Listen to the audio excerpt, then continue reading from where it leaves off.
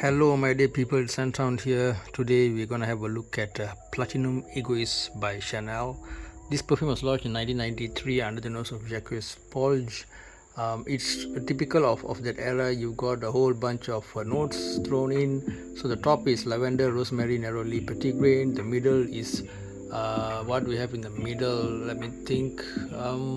Okay, geranium, clarisage, galbanum, and jasmine with the base of oak moss, vetiver, cedar, sandalwood, and amber. Quite typical for the barbershop fougere type of more ancient or more traditional perfumes, right? Although it was launched in the 90s, but the theme was decidedly traditional. Okay, so what should I say about this perfume? Well, some might say thankfully it has none of the sweety nonsense, the sweetness, the extreme sweetness that many of the new breed of perfumes employ. Well, to me personally, I have to admit, I do kind of enjoy the sweetness, but I know that of many people who find it too cloying. All right, if and me too. If it's too over sweet, then of course it sort of turns you off. But some sweetness is pleasant. For example, the Chanel Allure Homme line, it's got that subtle sweetness from the tonka bean, which sort of how to say, polishes off the perfume and makes it feel a bit more how to say, sophisticated, right? The right amount of sweetness, let's put it that way. This perfume, this all makes one think of the polo green, all this barbershop stuff, Draca Noir, and so on. And I think I should do a proper comparison video of Draca Noir and this Chanel Egoiste Platinum, although they are not exactly from the same era, but I think spiritually they got a lot of similarities. But Draca Noir certainly has some element of versatility and how to say, price point that is kind of a good punch that can give the Chanel brand. So Chanel, they don't rush into making perfumes. They take their time. They think they are more conservative. A bit ironic is they came out with Blue de Chanel, right? So yeah, they think, and so it's kind of cool. What they're trying to do is kind of cool. They don't simply flood the market with some kind of like every other day, right? So that's nice. So I hope they keep trying to step up their game. Okay, but to focus on this perfume itself, on its own self, I think it still vibes more mature, more of more of the green sharp feel that some people sort of like. It reminds me of, so there are some modern perfumes which sort of have gone for that vibe. Let me try to grab. Yeah, so this guy here, sorry, it's dusty. Dusty means I haven't used it for a while. So yeah, this Dunhill Icon Racing, the original one, it's a very green strong perfume. I did kind of like it. It does have it does its job well. Sometimes even, let's say, you don't like the fougere barbershop genre, but if it's done well for what it is authentically, then you might like it. So don't just, how to say, refuse a perfume because it's a genre that you don't like. You might be surprised.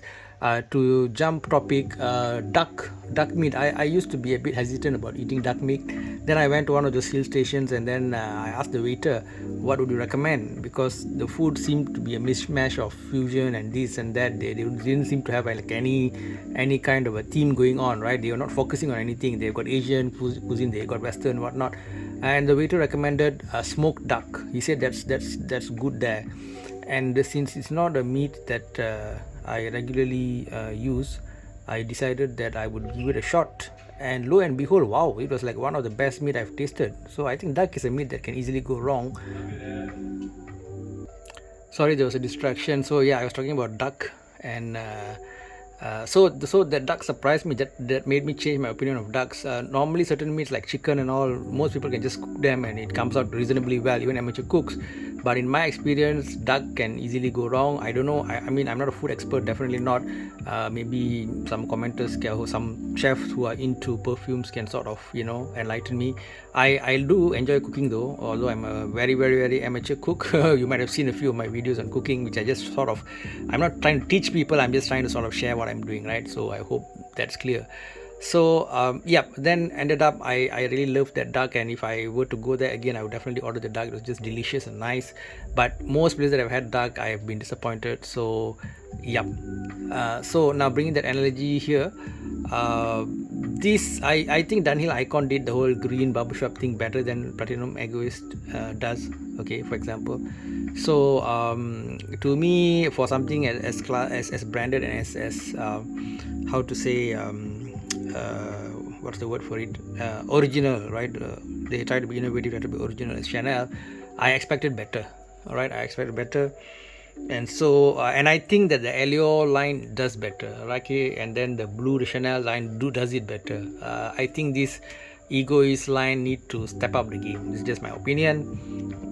I'll probably give it a 2 or 2.5 out of 5. Some of you might have different opinions, of course. Perfumes are perfumes, humans are humans, right? Biases are biases, and some people will swear by it while others will be like meh, right? To me, I already mentioned about it. I feel they could do a lot better with this. It's not bad by any means, especially if you prefer a more traditional green vibe kind of a thing. You want to wear a tweed jacket and drive on your what do you call it, you want to go for a professorial kind of a feel, with your oinks rimmed spectacles and salt and pepper hair and all those things. So it might fit your aura with that, but I still think that this has a age over it. Okay, this is an age over it, right? Okay guys, that's it. My thoughts on these. Others I think do it better, the whole green sharp concept. Okay, we have Dracanoa, and we have Dunhill Icon and all that. So yep, options are a lot. So but if you are a bit particular about your brand, you want to put certain brand on your wardrobe or on your cupboard, and you like green sharp scents, then yeah, you might want to go for this. But otherwise, there are a lot of better deals out there, I think, value for money and all that. So that's, guys. Thank you for listening. Take care. See you guys in the next one. Much love. scenthound.